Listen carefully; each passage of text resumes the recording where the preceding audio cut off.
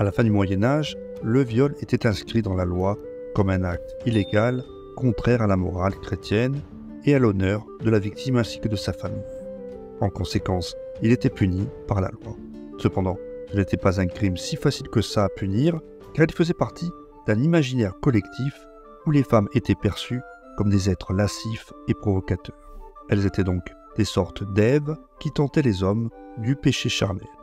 Résultat, les procédures de dénonciation reposaient sur le fait que la victime, en l'occurrence une femme dans ce cas-là, devait opposer une résistance et ne pas donner l'ombre d'un consentement. Ainsi, les cris entendus par d'autres, les blessures externes et autres signes visibles tels que les vêtements déchirés étaient les principaux et bien souvent les seuls outils disponibles pour recourir à la justice. Ce qui fait que bon nombre de femmes de l'époque, en l'absence de preuves visibles ou par crainte de l'opprobre public, n'osaient pas signaler l'atteinte faite à leur honneur. Dans certains cas, à la suite d'accords à l'amiable entre les familles, certaines étaient même obligées d'épouser leur agresseur. La doctrine morale promulguée par le christianisme, très répandue dans la société occidentale médiévale, considérait les relations sexuelles hors mariage ou sans but de procréation comme un péché, voire un crime. Dans ce contexte, comment le viol était-il conçu dans la société et dans le droit? Qu'impliquait-il réellement? Quel était le statut juridique des femmes victimes de ces agressions? Et surtout, quelle était la punition des hommes qui commettaient de tels actes? Eh bien, c'est à toutes ces questions que nous tenterons de répondre dans cette vidéo. Bon visionnage. Comme nous allons le voir dans cette vidéo, la vie au Moyen-Âge pouvait s'avérer des plus dangereuses, dirons-nous. Mais c'est malheureusement toujours d'actualité, notamment sur Internet. Dans ce cas, un VPN peut se montrer très utile. Et pourquoi pas NordVPN, notre partenaire du jour. En effet, vous ne le savez peut-être pas, mais votre adresse IP, votre historique de navigation, votre emplacement, etc. sont disponibles pour les annonceurs et les cybercriminels, sauf si justement vous utilisez un VPN. C'est le cas de NordVPN qui vous protégera contre tous les logiciels malveillants, les cyberattaques, les publicités malveillantes et autres menaces en ligne, et ce, pour tous vos appareils. Plus besoin donc de vous soucier de votre sécurité ni du partage de vos informations. NordVPN simplifie à votre place ce processus. En ce moment, profitez d'une réduction de 70% avec 4 mois d'offres sur leur pack essentiel à 3,08 € par mois, ce qui vous reviendra seulement à 86,13 € pour les 2 premières années.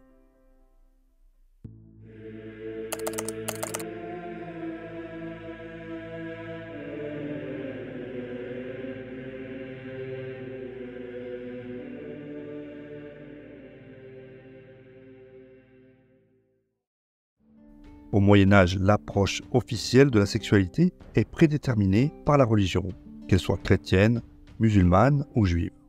Celle-ci agit comme un régulateur des relations sexuelles basées sur la morale.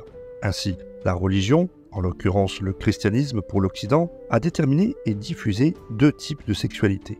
La licite, celle qui était permise, et l'illicite, celle au contraire interdite, tout comme le péché, mais pas pour autant inexistante dans la pratique quotidienne.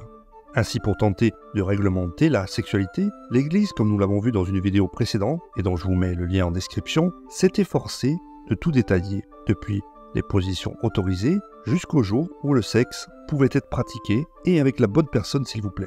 Quoi qu'il en soit, le sexe était un acte pécheur et ne pouvait être pratiqué que dans un but de procréation.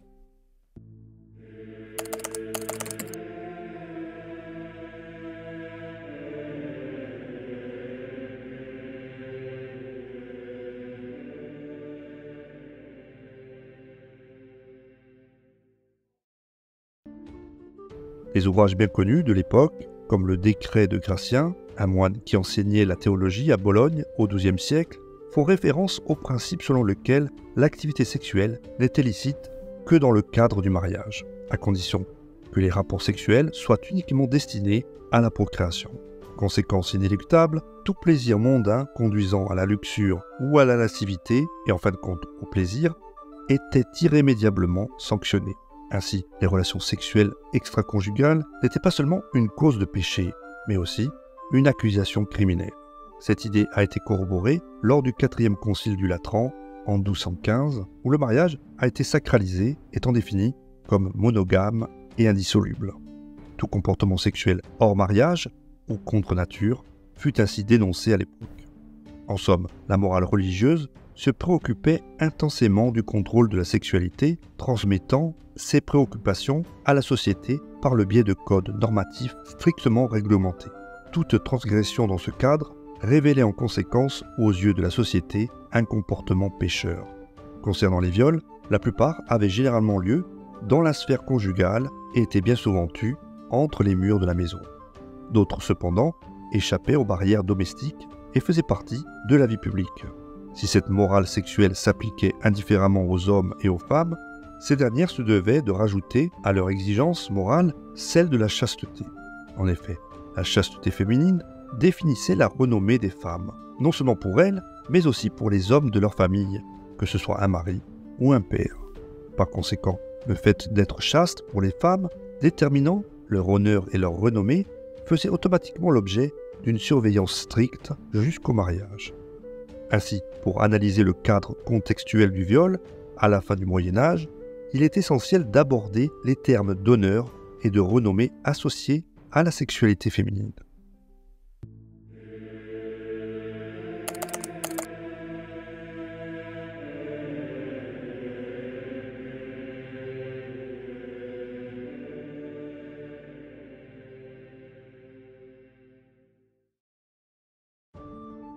L'honneur et la renommée étaient des notions qui échappaient à la sphère privée. Il s'agissait donc d'une condition publique déterminée par le regard que la communauté portait sur une personne. Pour le meilleur ou pour le pire, cette image était donc conçue par des personnes extérieures. L'apparence publique était ainsi essentielle pour créer une bonne réputation dans la société. En conséquence, dans cette lutte pour l'apparence, la sexualité des femmes et l'imaginaire du corps féminin étaient étroitement liés. Les femmes étaient en effet considérées comme des sujets appartenant aux hommes qui en avaient la garde et qui au final étaient les premiers responsables de leur bon ou mauvais comportement. Et si un mauvais comportement a été constaté, eh bien c'était moralement aux hommes de corriger l'action de ces femmes immorales. Par exemple, si une épouse était soupçonnée d'adultère, son mari, pour ne pas accroître son déshonneur public et son infamie, devait appliquer la correction maritale, une correction pouvant aller jusqu'à l'assassiner, ce qui était légitime à l'époque, un terme existant même dans ce cas-là, celui d'uxoricide, en quelque sorte une forme spécifique de féminicide. Dans les structures de la société de la fin du Moyen-Âge, la renommée était si importante qu'elle conditionnait le statut social des gens. Par conséquent, comme il s'agissait d'un élément public et superficiel par lequel les gens étaient jugés, des manipulations étaient souvent utilisées pour créer une bonne apparence extérieure. Ainsi, lorsque les femmes étaient éclaboussées par l'infamie, elles mettaient en place des mécanismes pour cacher ce déshonneur. Elles utilisaient alors la tromperie, la dissimulation ou bien le silence, des stratégies afin d'éviter de tomber dans le discrédit et la marginalité.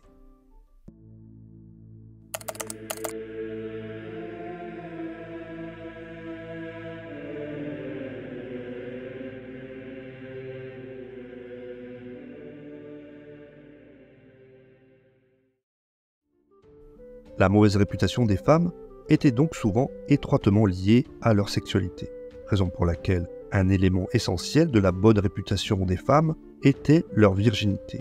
Ainsi, cette qualité, dirons-nous, était considérée comme une valeur que les femmes chérissaient et qui ne serait donnée aux hommes qu'après le mariage.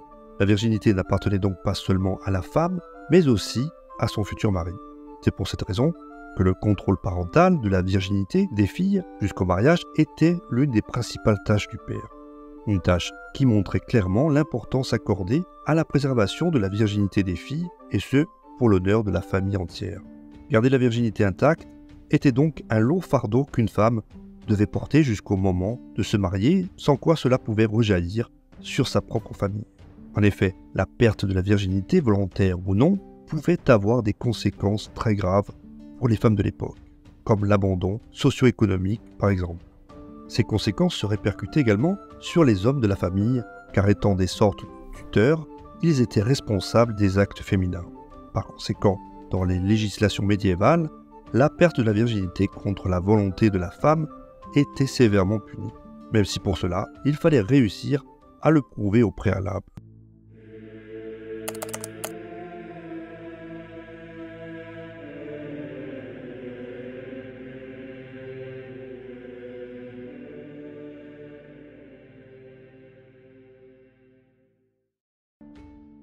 L'analyse du viol à la fin du Moyen Âge doit commencer par la terminologie utilisée à l'époque pour ce cas spécifique d'agression sexuelle. À partir du XIIe siècle, les coutumiers firent du viol l'un des crimes qui devaient être punis de mort, mais qui au final était toujours confondu avec l'enlèvement d'une femme, puisqu'il était bien souvent désigné par les mots rapt, rat ou race. Les rapts d'épouses étant, il faut le préciser, largement répandus tout au long du Moyen Âge, le crime de rapt et celui de viol restant donc inextricablement liés. Dans la seconde moitié du Moyen Âge, le viol, terme qui n'apparaît qu'au cours des XVIe et XVIIe siècles, est également désigné par le mot efforcement, le verbe efforcer étant utilisé jusqu'à la fin du XVe siècle, même si le verbe violer était déjà employé à la fin du Moyen Âge.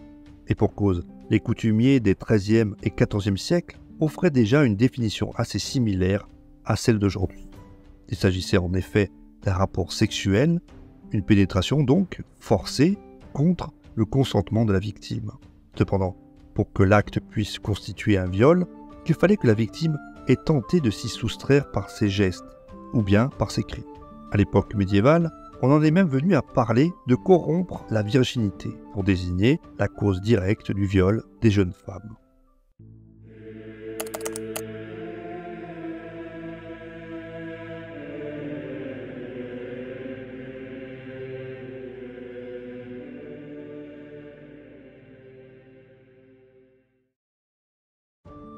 Une fois la loi écrite, que pouvaient faire les victimes pour dénoncer l'agression ? Immédiatement, il leur était demandé d'apporter la preuve que l'acte n'était nullement consenti.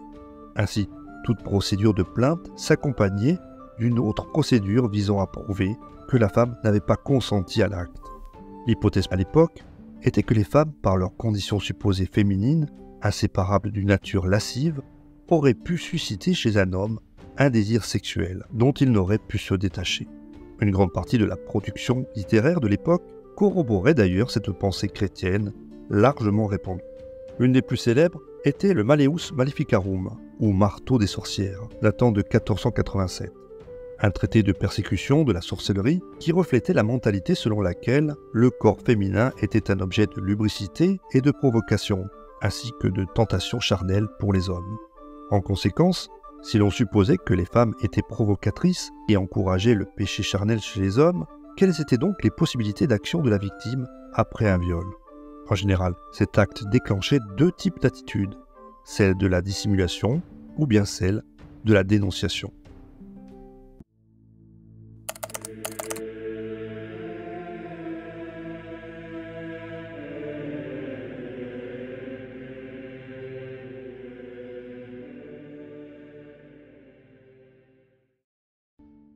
La première voie empruntée à la suite des règlements à l'amiable était la dissimulation ou la mise sous silence de l'agression. En effet, de nombreuses femmes victimes de viol n'osaient pas porter plainte. La raison ? Ne pas ternir leur honneur et celui de leur famille. L'une des solutions les plus courantes dans ces cas-là était le mariage forcé entre l'agresseur et la victime. Les familles concluaient ainsi des pactes bilatéraux en marge de la loi. Cette mesure n'était pas approuvée par l'Église dans les premiers siècles du Moyen Âge. Cependant, dès la fin de l'époque médiévale, elle fut envisagée comme une solution valable, et ce type de mariage devint monnaie courante. Union où finalement chaque partie était plus ou moins gagnant.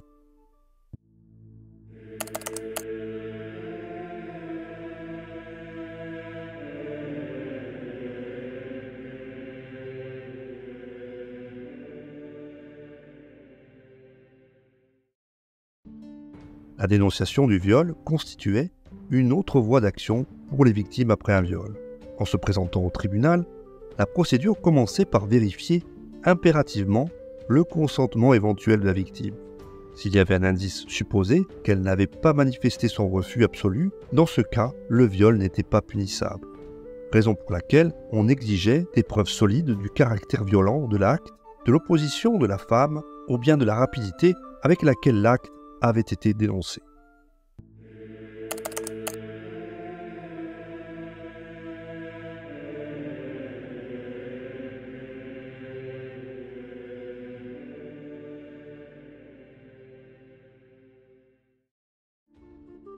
Afin de vérifier le degré de violence, Les femmes pendant le viol devaient crier et se défendre pour montrer leur refus, obligeant ainsi le violeur à utiliser la force pour la maîtriser. Ce n'était qu'ainsi que l'acte pouvait être qualifié de criminel. À cet égard, la victime devait se plaindre aux premiers hommes qu'elle rencontrait après l'agression et montrer des signes de violence et de résistance.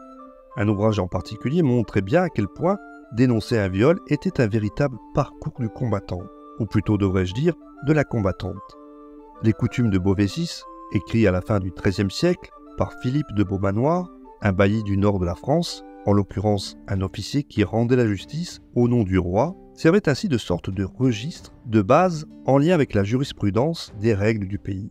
Il avançait que pour qu'il y ait viol, il fallait absolument que la victime soit de bonne réputation, qu'elle ait crié, que ses vêtements aient été déchirés, qu'elle présente des traces de coups et que le crime ait été pris en flagrant délit.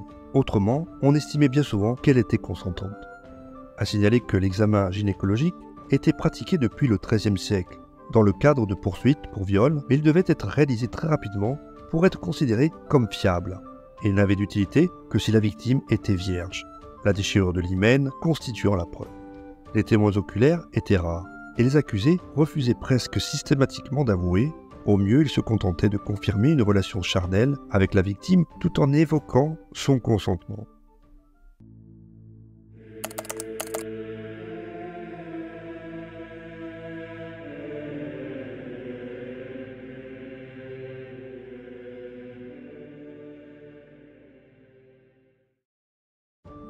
Durant le Haut Moyen-Âge, le viol n'était pas encore un crime à part entière.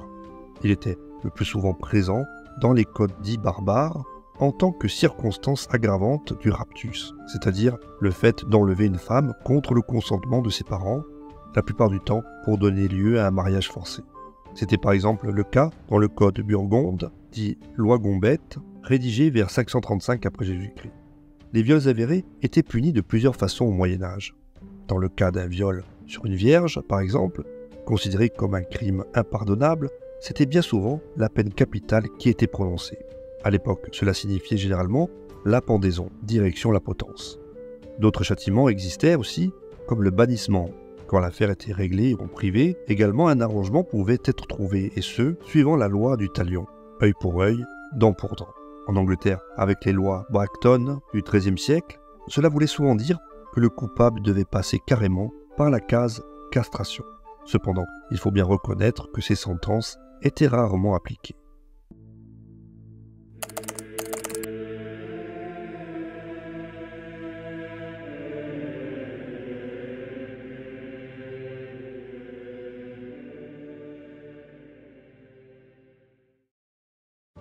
Pour finir, évoquons ensemble le fameux droit de cuissage, qui a fait tant parler, que ce soit dans les œuvres littéraires ou bien au cinéma. Eh bien, désolé de vous décevoir, mais ce droit de cuissage n'a jamais existé. En effet, c'est une invention du XVIIe et surtout du XIXe siècle. Elle date d'une époque où l'histoire de France est en train de s'écrire, parfois de manière très anarchique. À une période où la France connaît des révolutions, 2 empires, plusieurs monarchies, ainsi que 2 républiques. Alors quand on est républicain ou bonapartiste à l'époque, pourquoi ne pas utiliser cet odieux droit de cuissage pour jeter l'opprobre sur l'Ancien Régime, la société féodale barbare, odieuse et ignoble? Eh bien c'est ce qu'ont fait bon nombre d'auteurs, à commencer par le célèbre historien Michelet. Reste que le droit de cuissage est effectivement attesté au XIIIe siècle dans un texte intitulé « Le Conte des vilains de Verson ». Ainsi, un passage l'évoque clairement. Jadis, il advint que le vilain conduisait sa femme par la main et la livrait à son seigneur. À noter qu'en 1247, au moment de la rédaction du conte, cette coutume est présentée comme disparue. Quelques lignes auparavant, l'auteur précise toutefois son remplacement par une taxe au nom équivoque, le droit de culage.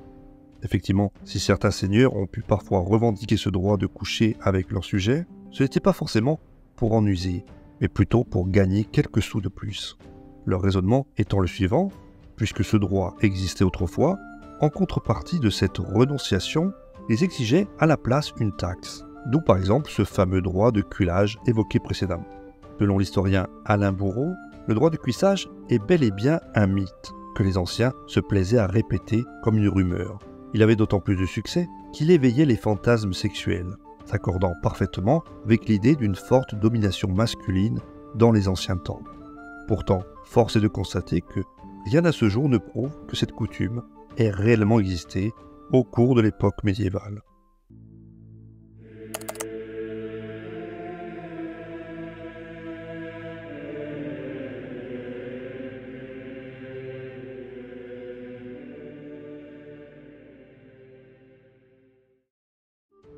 Le viol ou efforcement, à la fin du Moyen-Âge, était un crime poursuivi et puni.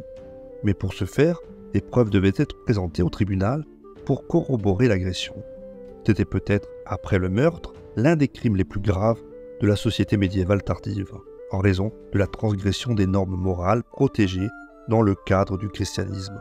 D'autre part, il portait atteinte à l'honneur non seulement de la victime, mais aussi de ses proches.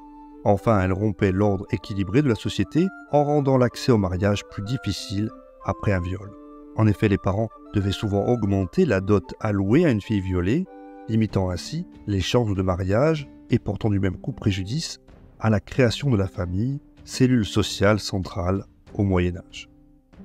Voilà, cette vidéo est à présent terminée, j'espère que vous l'aurez appréciée. Dans ce cas, n'hésitez pas à mettre un pouce vers le haut et à la partager. Et si vous voulez soutenir mon travail en effectuant un don, vous avez à votre disposition la plateforme Tipeee ou bien le bouton Merci situé sur l'ensemble des vidéos. Également nouveauté, en prenant un abonnement à NordVPN, notre sponsor du jour, le lien étant en description de la vidéo ou bien en commentaire. Voilà, maintenant que vous êtes protégés, on se retrouve donc la semaine prochaine pour un nouveau documentaire sur Hérodote, la chaîne Histoire, ou bien à tout de suite si vous souhaitez visionner une autre vidéo de la chaîne.